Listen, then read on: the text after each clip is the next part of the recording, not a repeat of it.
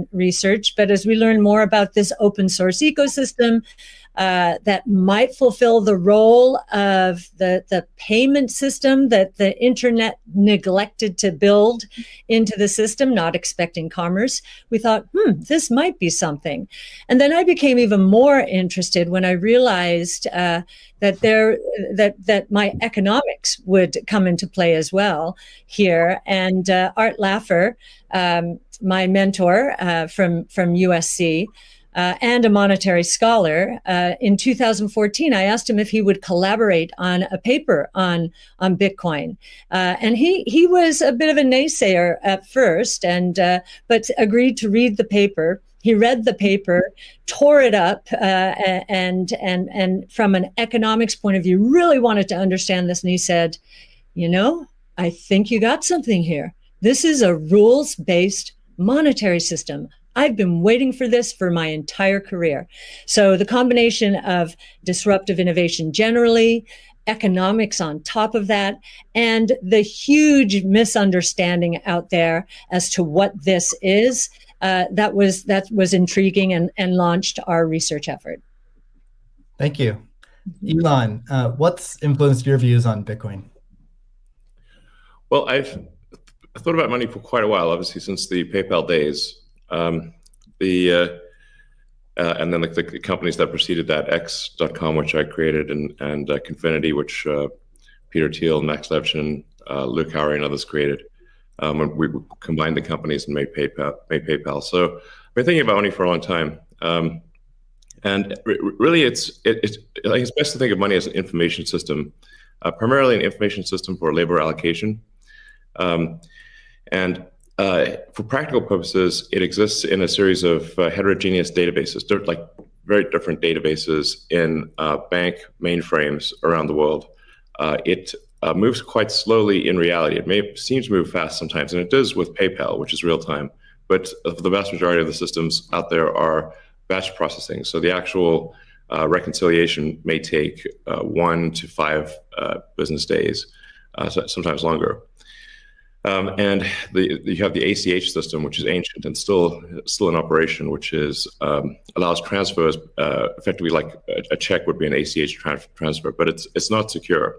And you've got the credit card systems, which are also not secure. It would be like handing your username and password to a stranger in a restaurant if you buy a meal. So there's definitely an opportunity for something that is better from an information theory standpoint. So and there you can think of it like data on a network. I think is the way to view it. What has the most throughput? What has the least error? What drops the fewest packets? Fraud, for example, being a source of error, and government interference in currencies being a source of error. But it's fundamentally an information system. So I think it makes sense to support something that improves the quality of information with which we conduct the economy. And Bitcoin is a candidate for that. It does, I think, some things well, and it's obviously it's evolving, and there are additional things like Lightning being done on top of Bitcoin. But Bitcoin per se is mostly solving for scarcity, or rather solving for essentially having no throat to choke, decentralized. So there's no one who can be coerced in any way to empty their Bitcoin account. Well, I guess they could technically, but on an individual basis, but the system as a whole cannot.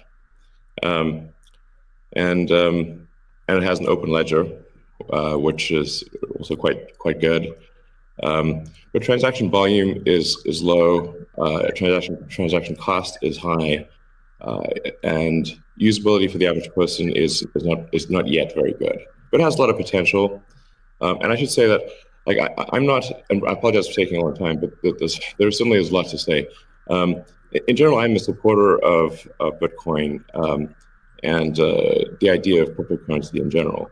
But as I've said publicly, we do need to watch out for crypto taking, especially Bitcoin, using proof of work to maybe used energy that's maybe a bit too much and not necessarily good for the environment. So, but on balance, I support Bitcoin, and I'm not an investor. The only publicly traded stock I own is Tesla, and the only significant thing I own outside of Tesla is my SpaceX stock that could help create both companies. So, but apart from that, I do own Bitcoin, and Tesla owns Bitcoin, SpaceX owns Bitcoin, and then I do personally own a bit of Ethereum and Dogecoin, of course. So. Okay, great, thank you. And we'll get into some of those issues in more depth as well. Jack, how about you? What shaped your views of Bitcoin? The network and the community. It's deeply principled. It's weird as hell. It's always evolving, and it just reminded me of the internet when I was a kid. And I encountered alt cypherpunks when I was fairly young, and this was a topic of discussion for years. I didn't touch it until 2008 when we started Square. Elon and teams at X and PayPal inspired a lot of what we were trying to do, trying to bring in more to a physical world. But we encountered this crazy predatory system that was slow, that was obtuse. And I think, one of the things that we tried to do, which X and PayPal also tried to do, is build an abstraction layer around this complication and around this predatory nature that the financial industry can tend to be, and make it work for people. But when I saw Bitcoin in 2009, you see a chance to replace the whole foundation.